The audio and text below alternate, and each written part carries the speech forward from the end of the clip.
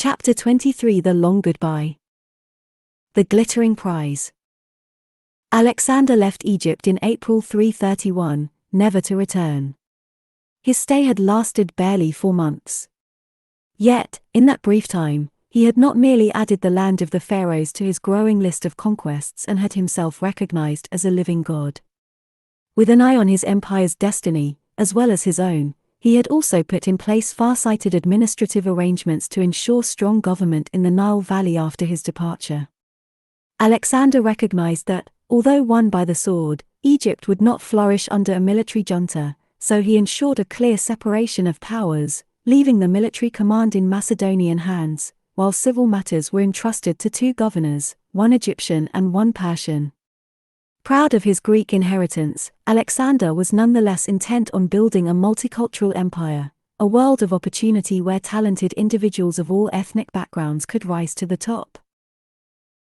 The Nile Valley might now be Macedonian territory, but an Egyptian dignitary such as Semetowitefnakt could still amass honors and offices, confident of being blessed by his lord, revered in his nome. One as Alexander's public display of piety to the Apis bull had been intended to emphasize, he wanted to present himself as a liberator, and an enlightened ruler who respected and honored Egypt's ancient traditions and beliefs. In this spirit, the Macedonian commander of the occupying forces, Pukestas, had a notice pinned up at the sacred animal necropolis at Saqqara, forbidding his troops from entering the ritual area. It survives to this day as one of the oldest known Greek documents on papyrus, and as a vivid demonstration of Alexander's inclusive ethos. Not everyone in Alexander's retinue, however, shared his broad-mindedness and his interest in good government. Very soon his carefully laid plans began to fall apart as his subordinates' competing ambitions came to the surface. The Egyptian governor resigned, leaving his Persian counterpart in sole charge of the civilian administration. Before long, he was sidelined in turn, as the Greek commander in charge of the eastern border area and the country's finances, Cleomenes of Naucratis, won promotion to the post of satrap, with comprehensive powers. Despite Alexander's best endeavors, Egypt was on its way back to being a dictatorship. Alexander's untimely death, just 8 years later, on June 10, 323, sealed the country's fate. As Alexander's closest lieutenants squabbled over the division of his vast empire, a general named Ptolemy, son of Lagus, succeeded in being allocated the satrapy of Egypt. Since he had accompanied his childhood friend Alexander on the visit to the oracle of Amun, Ptolemy may have been able to argue that he had some claim to the province. He certainly knew that it was the wealthiest and easiest to defend of Alexander's many conquests, ideally suited, in other words, to become, once again, a powerful kingdom in its own right. Without delay, Ptolemy traveled to Egypt, removed the unpopular Cleomenes, and set about consolidating his own authority. Taking charge of the 2 lands posed a knotty problem. Ptolemy might have held the reins of political and economic power, but he lacked the moral and spiritual authority that Alexander had possessed to reign over Egypt as pharaoh. With the great conqueror dead, the Egyptians might balk at another Macedonian monarch. Ptolemy knew that Alexander's imprimatur would be essential if he, a commoner, were to win recognition as a legitimate ruler. It had been Alexander's dying wish to be buried within the sacred precinct of the temple of Amun at Siwa, but the new regent of Macedon, Perdiccas, had decided for political reasons that the dead hero should be interred in the dynastic necropolis of the Macedonian kings at Aegina. Everyone, it seemed, wanted Alexander's body as a talisman of legitimacy. Employing all his tactical skills, honed on the battlefields of the Near East, Ptolemy hatched an audacious plan to steal Alexander's corpse from right under Perdiccas's nose. As the funeral cortege made its way from Babylon, bound for the Hellespont, Ptolemy's army hijacked it in Syria and forced it to divert to Egypt. Once the hero's body was safely on Egyptian soil, Ptolemy showed his true colors. Rather than carrying out Alexander's wishes, he had the body buried at Memphis, traditional capital of the pharaohs. With Alexander's aura cast over the seat of government, nobody could now deny Ptolemy his right to rule. It is not surprising that the deception incensed Perdiccas, provoking an immediate conflict between Macedon and Egypt, the first in a wearying series of internecine wars between Alexander's successors that would drag on for 35 years.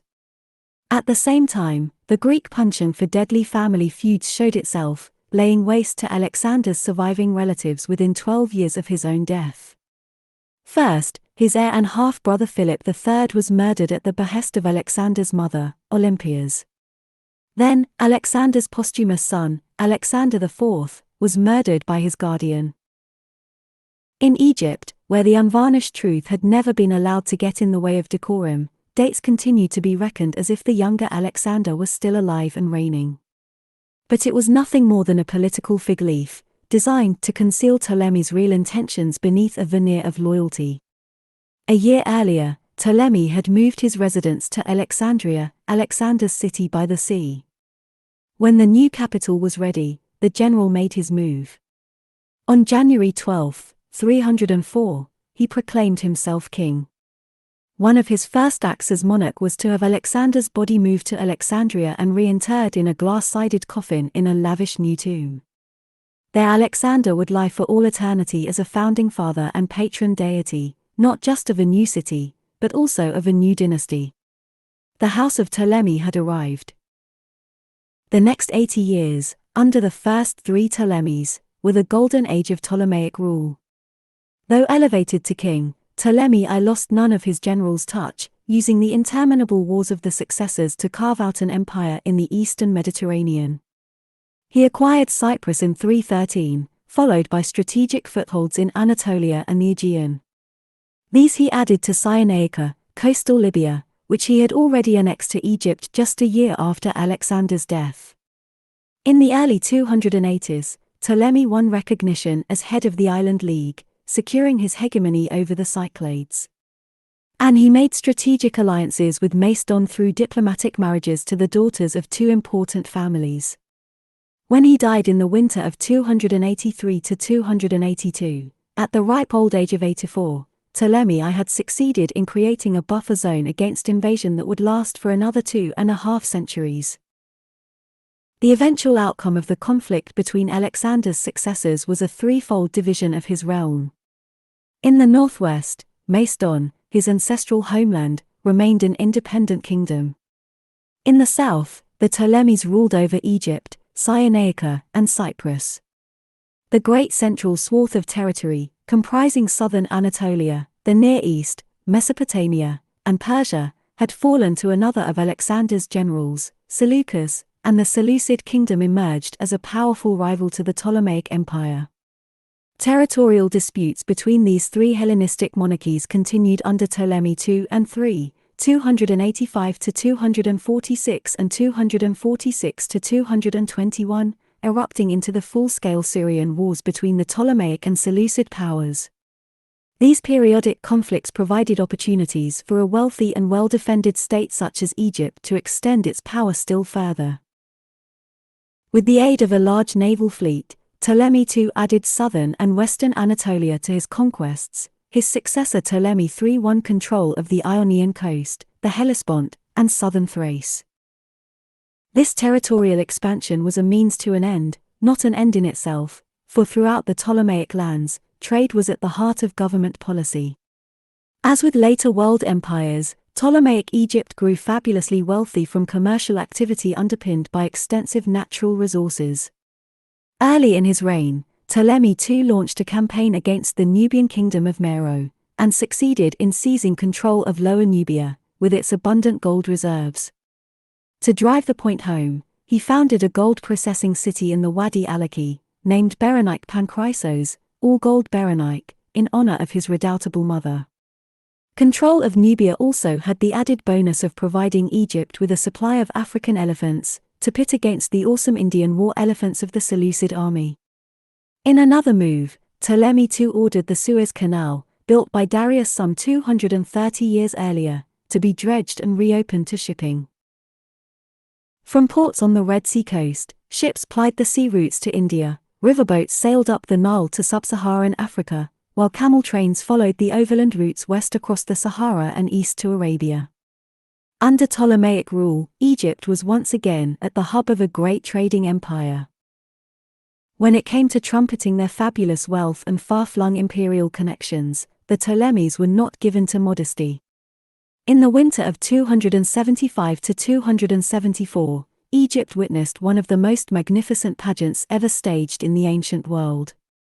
From the cushioned comfort of a vast tent, erected within the walls of the royal citadel, Ptolemy II and 130 specially invited guests watched as a great ceremonial procession filed past.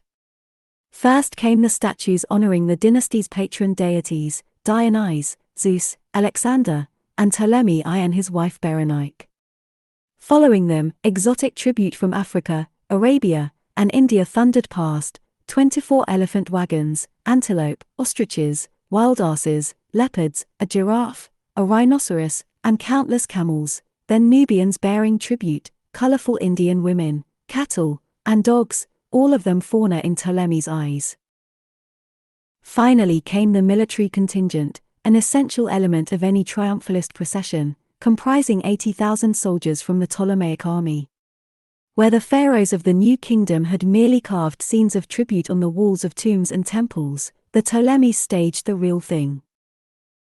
In a more radical departure from Pharaonic precedent, Ptolemy II's astonishing pomp took place not in Thebes or Memphis but in Alexandria, the jewel in the Ptolemaic crown. Since its foundation on April 7, 331, the city had grown into the leading commercial center of the Mediterranean world. Alexander had personally selected the location, and he had chosen well.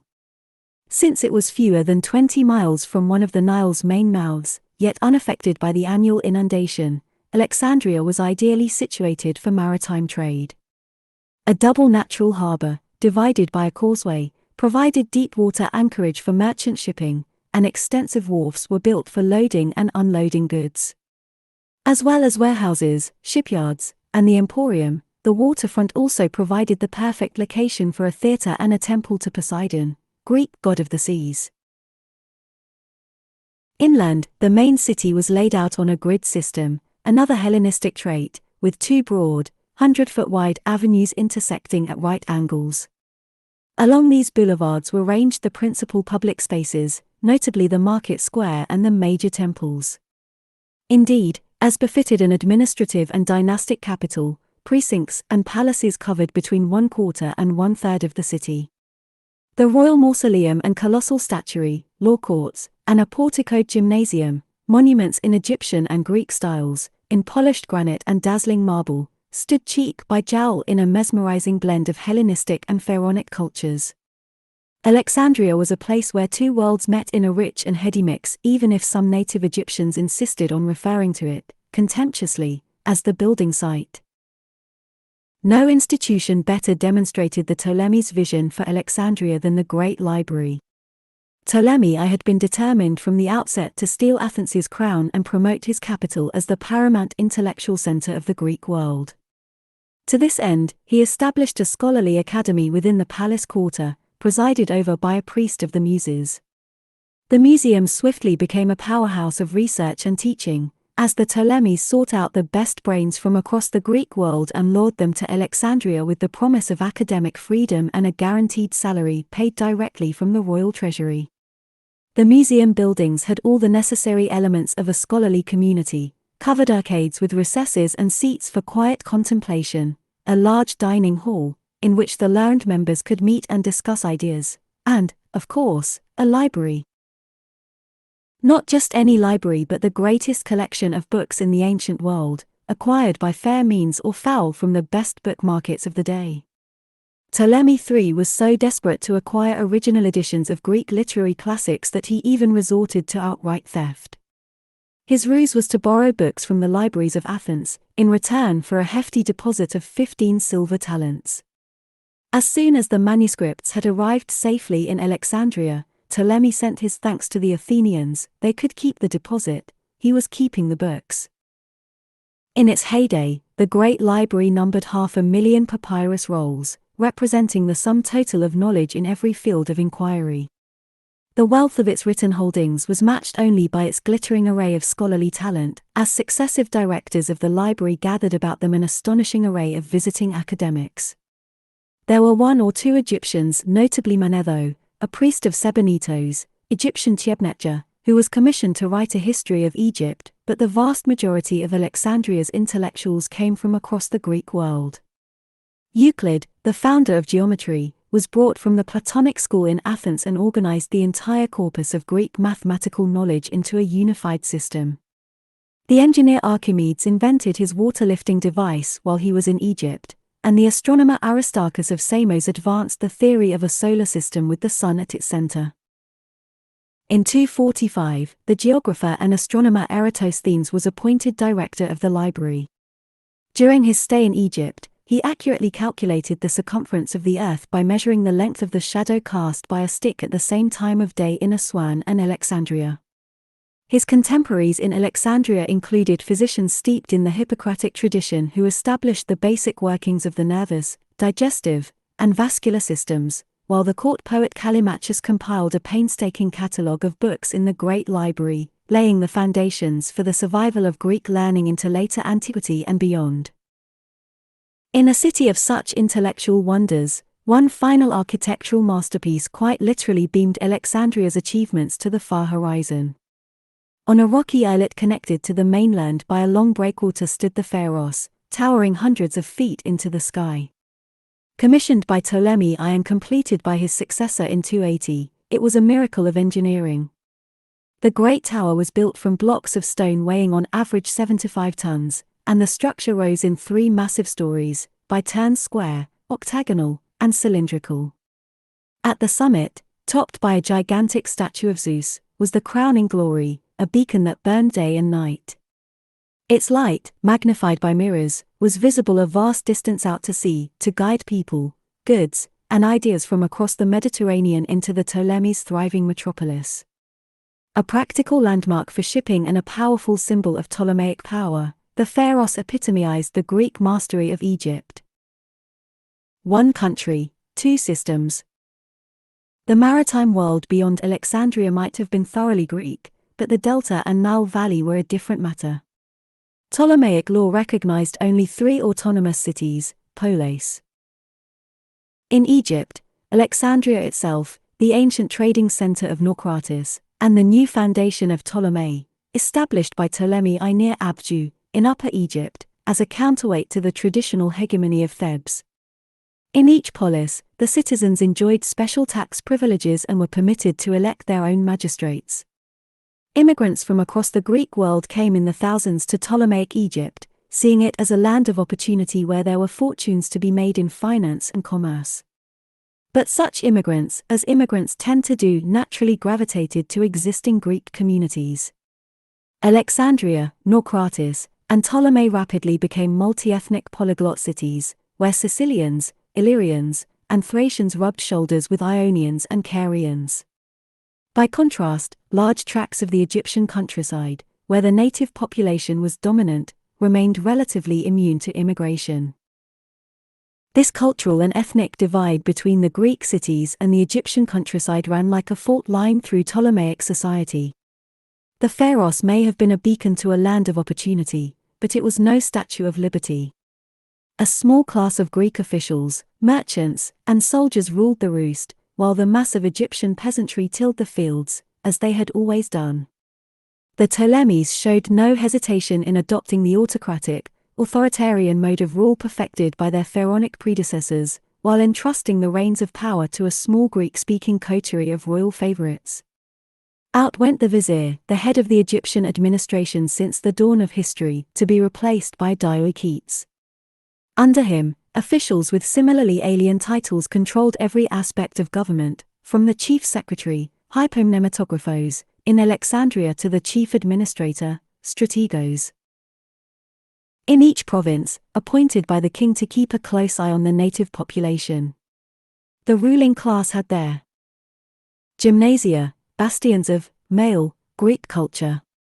These men wrote and spoke in Greek, and they continued to think of themselves as Greeks, even after 3 or 4 generations in Egypt.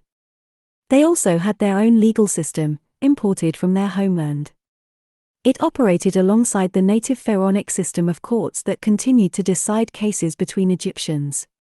It was quite literally a case of one law for those in power, another law for the rest.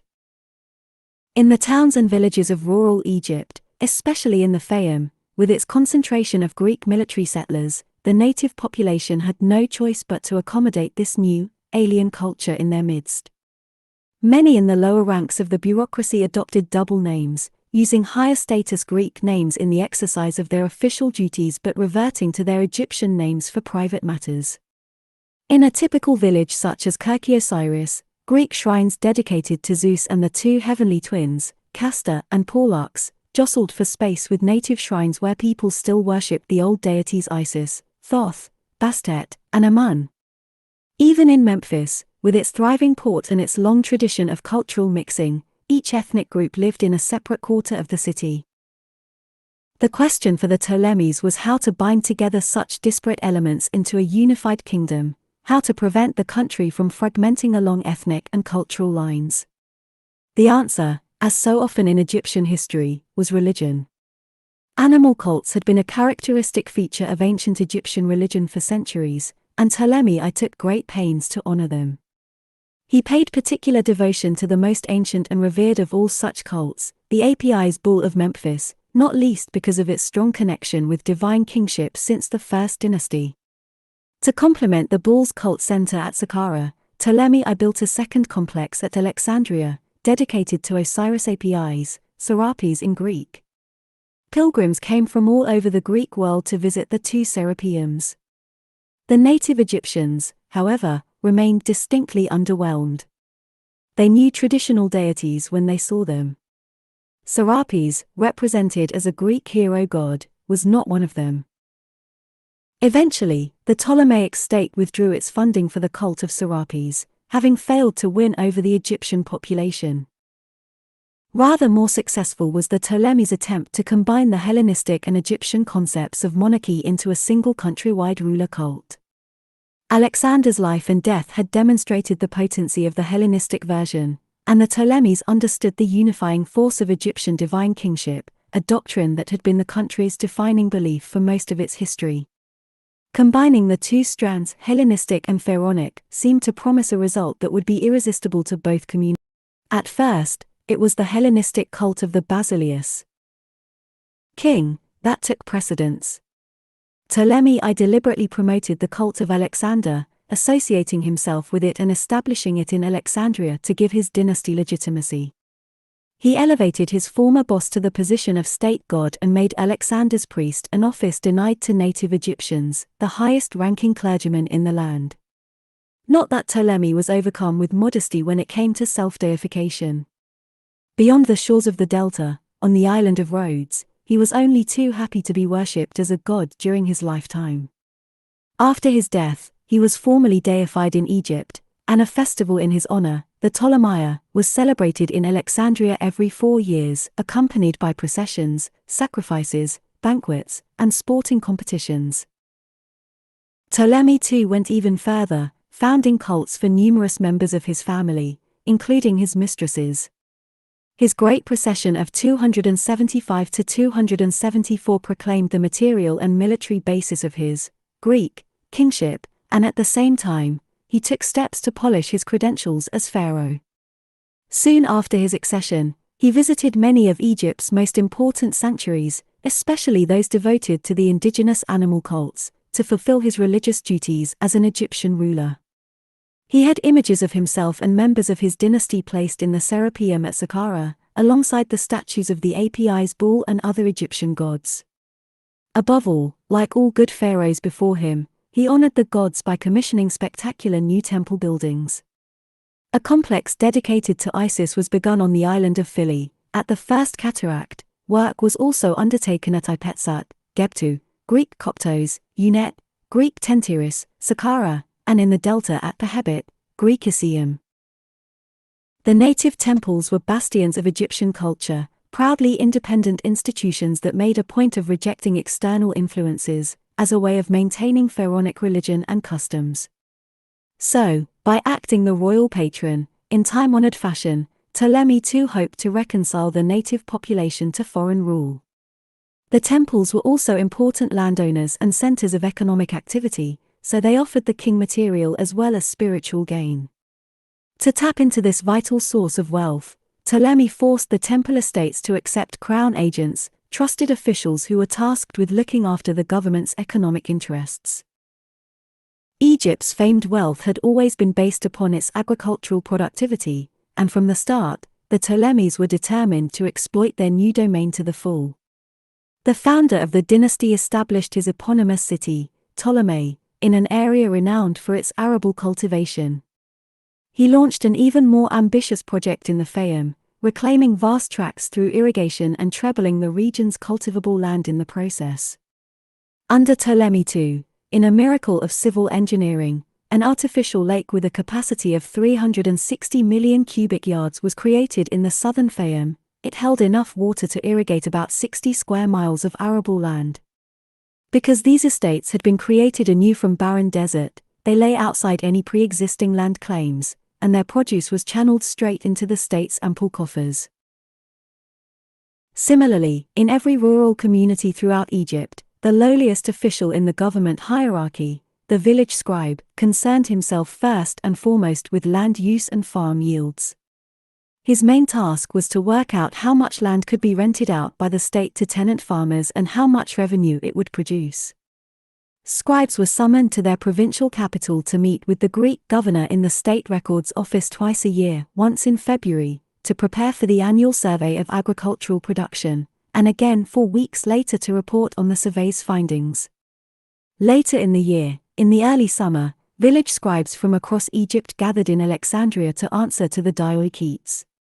It was a stark reminder that, whether the country was ruled by an Egyptian or a Greek, the economy remained at the heart of the state's concerns. Like colonial rulers before and since, the Ptolemies were concerned with squeezing every drop of profit out of their territory, regardless of the consequences. They levied a land tax on Lower Egypt and a harvest tax on Upper Egypt, and charged high fees for holding government office. Even a village scribe had to pay a commission on appointment and reappointment, and was compelled, as a condition of service, to lease land from the crown at a very high annual rent. Little by little, the state imposed a new economic regime throughout Egypt, turning ever more land over to wheat production, using intermediaries to collect revenue, and maximizing taxation by every means possible. As a result, Ptolemaic Egypt outshone every other Hellenistic state in wealth and power. But these policies also bred instability and insurrection. Subservient in their own country, the native Egyptians would not stay silent and uncomplaining forever. Rebellion. The Ptolemies may have sought to project an image of divine authority, but their view of themselves as benevolent rulers was by no means universally shared. After only 2 generations of Greek rule, elements of the Egyptian population decided to vent their frustration at the punitive economic policies imposed by their foreign masters. In 245, Ptolemy III was forced to break off his campaigning during the Third Syrian War to deal with a native revolt. It was a minor and short-lived insurrection, but the harbinger of worse to come. Resentment festered for another 3 decades, kept at bay by the Ptolemies' machinery of repression. Ironically, the last straw was a famous military victory. In 217, after the Fourth Syrian War had been raging for 2 years, the forces of Ptolemaic Egypt and the Seleucid kingdom reached a decisive moment and faced each other across the border near the town of Raphia. To finance the war effort, Ptolemy IV, 221–204, had increased taxes still further, imposing a heavy burden on an already hard-pressed population. He had also put aside the Ptolemies' long-standing contempt for non-Greek soldiers by recruiting a large force of Egyptian troops, albeit armed in Macedonian style. On the eve of battle he addressed his forces, acting the part of a traditional pharaoh, but the pretense fooled nobody, especially as he had to use an interpreter to translate from Greek into Egyptian. The Battle of Raphia resulted in a narrow Ptolemaic victory, and Ptolemy IV had himself immortalized on the walls of Egyptian temples as a war hero and ruler of Syria, too. It was the last time a Ptolemy would display such confidence in his own sovereignty. Armed and battle-hardened, the 20,000 Egyptian troops seized the opportunity to mutiny, feeding a widespread revolt throughout the delta. Peasants left their villages in droves and lived as outlaws, roaming the countryside. Bandits attacked a Greek garrison and an Egyptian temple, both symbols of repression. The Macedonian and Seleucid kings offered their assistance to Ptolemy IV, putting aside their dynastic rivalry in face of this native insurrection, but to little effect. Within a few years, civil war raged through Lower Egypt. Encouraged by the unrest in the north, the citizens of Thebes were the next to rebel. Ever since the fall of the New Kingdom, Upper Egypt in general and the Theban region in particular had harbored secessionist tendencies.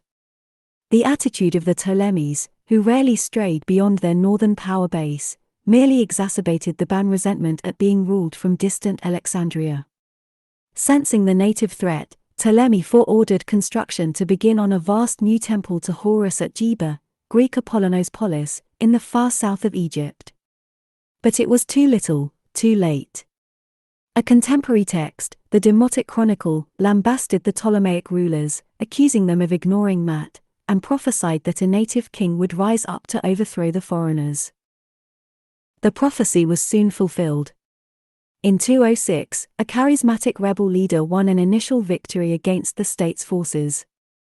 Within a few months, after taking the sacred city of Thebes, he was proclaimed pharaoh and given official recognition by the priesthood of Amun.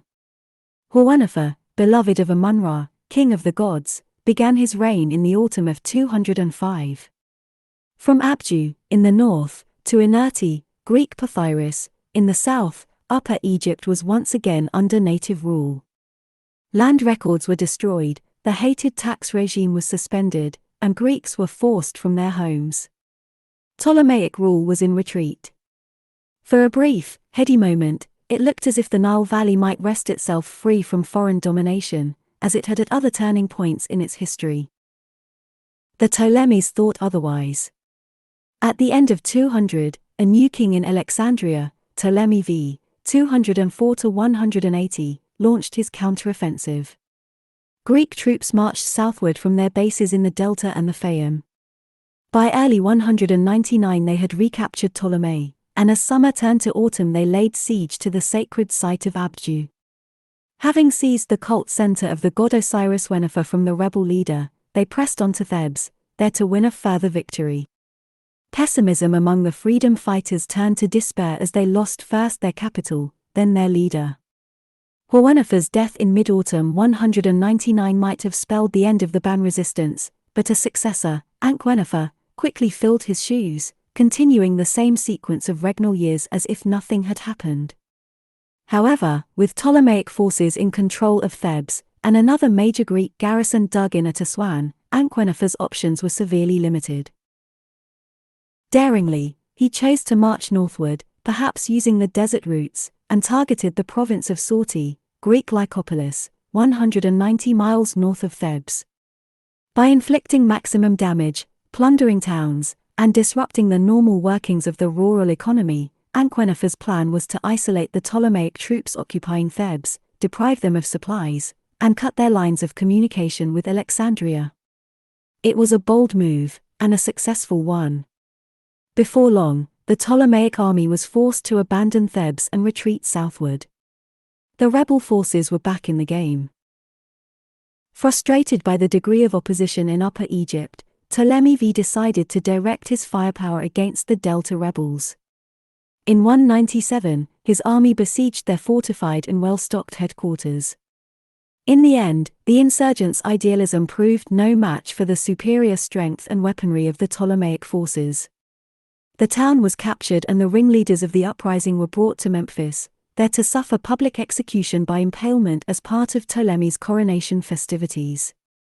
This highly charged occasion on March 26, 196, mixing politics and religion in characteristically Egyptian style, was duly commemorated in a great royal decree, inscribed in the country's two languages, Egyptian and Greek, and three scripts, hieroglyphics, demotic characters, and Greek. This decree of Memphis survives to this day, more famously known as the Rosetta Stone. The Rosetta Stone copyright symbol the trustees of the British Museum. Buoyed by his decisive victory in the Delta, Ptolemy V turned his attention, once again, to Thebes. First, the Ptolemaic army drove the rebel forces from the province of Sorti in a bloody battle that ravaged the land. Then, in the autumn of 191, Ankh-Wennefer abandoned Thebes and fled toward the Nubian border. His options were fast running out. Once back in control of Thebes, the authorities, ever concerned with economic matters, held a public auction of land confiscated from the insurgents. The sooner it was returned to profitable cultivation, the sooner the taxes would start to flow again. With Greek troops now converging on Aswan, well supplied with grain from all over Egypt, Ankh-Wennefer knew that his cause was doomed. Despite receiving military assistance from Nubia, the Egyptian rebels were finally defeated on August 27, 186. Ankh-Wennefer's son was killed in battle, he himself was captured and imprisoned. Only the intervention of a synod, held in Alexandria a few days later, spared him an excruciating death. The Egyptian priests managed to persuade Ptolemy V that killing Ankh-Wennefer would merely create a martyr and that a wiser policy would be to brand him an enemy of the gods but pardon him. The king swallowed hard, accepted the priests' counsel, and issued a great amnesty decree, instructing all fugitives to return to their homes and fields. In a further attempt to placate native sentiment, Ptolemy V lavished spending on the temples, resuming the work at Jeba that had been suspended at the outbreak of the insurgency in 206. Yet, hand in hand with these conciliatory gestures, he also took steps to impose absolute military control over the south. For the first time, loyalist Greek soldiers were given land grants in Upper Egyptian communities.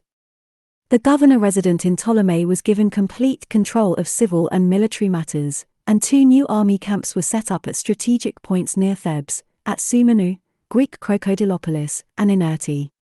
Future rebels would not have it so easy. Ptolemy V reserved his final act of vengeance for the remaining northern rebels who had started the revolt in the first place. In 185, on the pretext of seeking a negotiated settlement, he lured them to the city of Sais, symbolic center of Lower Egyptian resistance since the far-off days of Tefnakht more than 5 centuries earlier. Too late they realized the trap. On the king's orders, they were stripped naked, harnessed to carts like oxen, and forced to pull the carts through the city streets, watched by the city's terrified inhabitants, before being tortured to death. Ptolemaic mercy had its limits. The royal family's appetite for internecine rivalry did not. The internal crises affecting the dynasty grew increasingly serious from the late 3rd century onward, exacerbated by the persistent native rebellions. When Ptolemy V had come to the throne in 204, aged barely 6, his mother, due to become regent, had been murdered by powerful court officials. They had then fought among themselves to gain the upper hand, weakening the government still further. Riven by conflict at home, the Ptolemaic state had been trounced abroad, losing its overseas possessions in Syria, Anatolia, and Thrace. By the time of Ptolemy V's death in 180, a once mighty empire was fatally weakened. And with Hellenistic power crumbling across the eastern Mediterranean, an ambitious young state was watching developments with hungry eyes. The road to Rome. The Latins were one of a number of Italic tribes descended from settlers who had first migrated into Italy around the time of the Sea Peoples. In 753, according to their own tradition, the Latins had established a city by the banks of the river Tiber. This foundation, Rome, had grown steadily in size and influence until, by 338, it had controlled the surrounding province of Latium and within another 80 years the whole of peninsular Italy, ousting Greek colonists in the process. Little wonder that the Ptolemies had wanted to be on friendly terms. So in 273, following his great procession, flush with pride and more confident than ever of his own importance, Ptolemy too had taken the step of arranging a formal exchange of envoys with the rising star of international politics. The Treaty of Friendship with Rome was the beginning of a long, tortuous, and ultimately fatal attraction. From the outset, the Ptolemies regarded the Romans with a mixture of haughty condescension and sycophantic fascination, as is the wont of established superpowers with up-and-coming nations. To curry favor with Rome, and despite having a treaty with the Phoenician city of Carthage, on the North African coast, Ptolemaic Egypt sat on its hands during the First Punic War, and received a delegation of grateful Romans as a reward for its duplicity. Playing the same game, Rome intervened in the endless struggles between the Ptolemaic kingdom and its Macedonian and Seleucid rivals, posing as a friend of Egypt in order to further its own international ambitions. In such an atmosphere, the Hellenistic dynasty's bitter feuding led inevitably to the emergence of Rome as the key player in Mediterranean politics. Like his father, Ptolemy VI, 180 to 145, became king at the age of 6. For the first 4 years of his reign, with his mother acting as regent, some degree of stability was maintained. But after her death in 176, those at court who backed the king's siblings broke cover and soon forced the proclamation of a triarchy. Ptolemy VI, his sister, and his younger brother Ptolemy VIII would henceforth reign as joint sovereigns. It was a recipe for disaster. A disastrous Sixth Syrian War, during which Ptolemy VI tried to negotiate terms with the enemy, led to his being deposed by the febrile citizenry of Alexandria. The Seleucid king, Antiochus, claiming to represent Ptolemy VI, but interested only in a land grab of his own, besieged the Egyptian capital, before breaking off his campaign to deal with domestic problems. The situation was a typically Macedonian cocktail of sibling rivalry, territorial ambition, and native unrest. Enter the cool-headed Romans to restore order. When Antiochus moved against Alexandria again in the spring of 168, having already captured Cyprus and Memphis and begun issuing royal decrees as ruler of Egypt, Rome intervened decisively to prevent a unification of the Seleucid and Ptolemaic kingdoms. A few months later, in early July, the Roman envoy Popilius met Antiochus in a suburb of Alexandria called Eleusis. With show-stopping chutzpah, the envoy demanded an immediate cessation of hostilities and the complete withdrawal of Seleucid forces from Egypt and Cyprus without delay. Overawed, Antiochus meekly complied, and left with his tail between his legs. The day of Eleusis went down in history as the moment when Rome saved Egypt. It was a Faustian pact. For the remaining 130 years of Ptolemaic rule, Roman, not Greek, power was the key factor in the destiny of the Nile Valley. As family disputes between Ptolemy VI and his siblings wore out the kingdom, Rome was increasingly asked to intervene on one side or another, and the Romans strengthened their stranglehold on the country's fate. To make matters worse, opportunistic rebellions continued to break out in Upper Egypt, insurgents taking advantage of the power vacuum at the center. In 165, Thebes erupted in revolt. Serious clashes spread to the Fayum, where rebels burned land documents in a direct challenge to the authorities, farmers left their villages, and fugitives sought sanctuary in the temples. Ptolemy VI responded with a decree making the leasing and cultivation of land compulsory, but the measure proved so ineffective and unpopular that he was forced to go into exile. It is not surprising that he headed straight for Rome. Ptolemy VIII fared no better. Within a year, his tyrannical rule led to calls for his brother's return, and he found himself turning to Rome for support. Exiled in Cyrenaica, desperate to regain power, and unsettled by an attempt on his life in 156 to 155, Ptolemy VIII made a will promising his kingdom to Rome if he should die without a legitimate heir. It had the desired effect of frightening his political opponents. Better the devil you know, they concluded, but it merely weakened Egyptian independence still further. Only with the death of Ptolemy VI in 145 did the younger brother finally regain his throne. On returning to Alexandria, Ptolemy VIII married his brother's widow, and his own sister, and it is said that he had her son by Ptolemy VI murdered during the wedding celebrations. It was entirely typical of his wanton barbarity. He carried out harsh reprisals against the Jewish troop commanders who had risen up against his regime, and he banished many Greek intellectuals from Alexandria. As a counterbalance to the many enemies he was making among the immigrant population, Ptolemy VIII deliberately curried favor with his Egyptian subjects, patronizing their temples and issuing amnesty decrees. It was a shameless bribe, but it worked. Well used to brutal rulers, the native population turned a blind eye to Ptolemy's atrocities and rallied to his side. The dynasty's domestic affairs, never straightforward, then turned increasingly bizarre. Ptolemy began an intimate relationship with his sister wife's younger daughter, marrying her in 141 and making her queen. As a result, mother and daughter became the fiercest of rivals. Those seeking to oust the despotic king could now count on his older wife's full support. When civil war broke out between the two camps in 132, Ptolemy fled to Cyprus, taking his younger consort with him and leaving his estranged wife to be acclaimed sole ruler in Alexandria.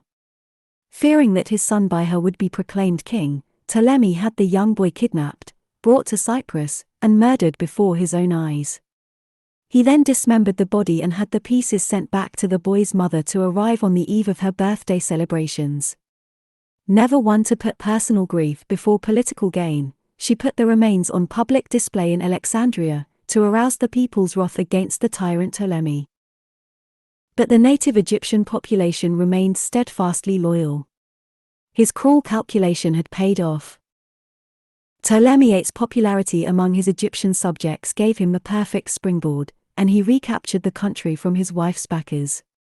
He further capitalized on his native support by promoting Egyptians to high office for the first time in 2 centuries. Men such as the royal scribe Wennefer spouted the same self-aggrandizing hyperbole as their predecessors from the golden age of Egyptian civilization. I was one honored by his father, praised by his mother, gracious to his brothers. I was one praised in his town, beneficent in his province, gracious to everyone. I was well-disposed, popular, widely loved, cheerful. 3. But alongside the self-congratulation, there was an equal measure of dissipation that signaled the decay of Pharaonic mores. I was a lover of drink, a lord of the feast day, singers and maidens gathered together, braided, beauteous, tressed, high-bosomed, they danced in beauty, doing my heart's wish. 4. Such decadence was a sign of the times. The people of Egypt were taking their cue from their rulers. Once Ptolemy VIII had retaken Alexandria, to teach his opponents a lesson he had the gymnasium surrounded and torched, burning everyone inside alive. Such senseless violence in the pursuit of power, combined with rampant corruption, only accelerated Egypt's decline. In the summer of 116, Ptolemy VIII breathed his last in Alexandria, leaving his throne to his young wife and whichever of her 2 sons she preferred.